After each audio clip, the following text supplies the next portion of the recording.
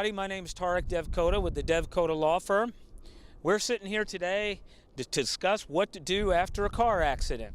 We've created this very nice pamphlet called 8 Things to Do that everybody should do after a car accident. It's free. It's available to the public, and it fits in your glove box. It's a beautiful trifold. It's been laminated. Please follow the instructions below on how to get you a free copy to keep in your glove box.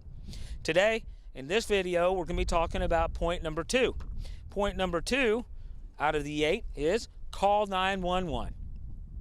Why do you need to call 911? Well, first of all, we've got to have a record that this accident happened. Too many times, people fail to notify the authorities, and you know what happens? That accident didn't happen. First thing an insurance company is going to ask you is, do you have a police report? Well, how in the heck are you going to get a police report if you don't have the police come on out? What if you're injured? Who's going to send an ambulance? 911 will attend to your injuries. 911 will attend to the police and preserving and creating a record of the accident.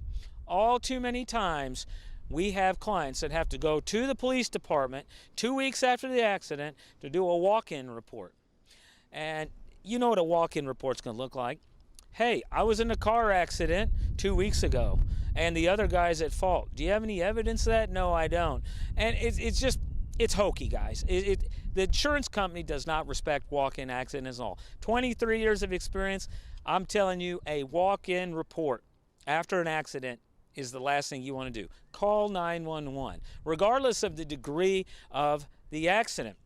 Now, you may get a response from your local municipality or highway patrol stating, hey, is there an injury accident? Look, if you have the slightest injury, say yes. Okay? Because if you say no, they're also going to use that against you and say, you reported a non-injury accident, so you weren't injured.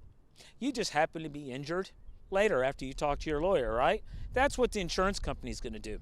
No, look, most people don't feel their injury till weeks later or possibly days later because soft tissue injuries linger. You think it's just going to go away, and it doesn't. Not everybody has a major fracture or you're bleeding out or have life-threatening injury.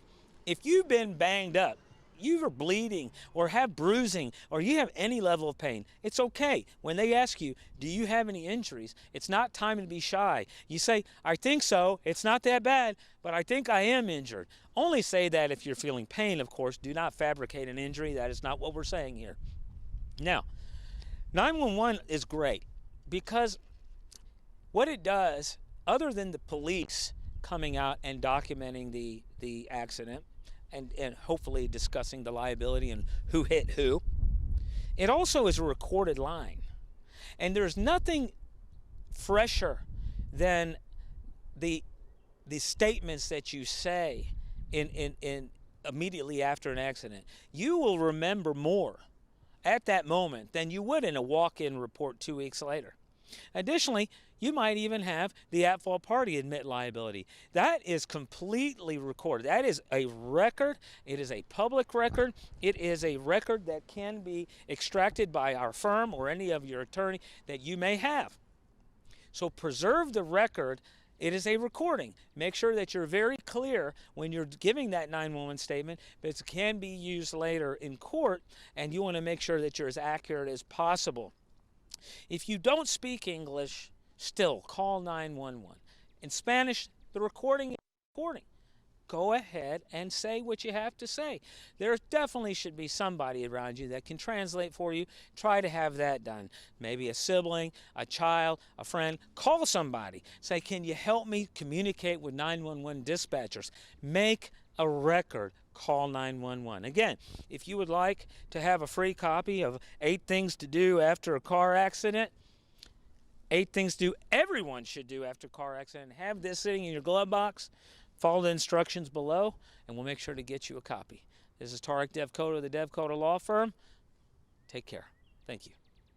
For over 21 years, the Devkota Law Firm has represented the vulnerable communities in the Kansas metro area with personal injury, motor vehicle accidents, workers' compensation, medical negligence, and representation in court.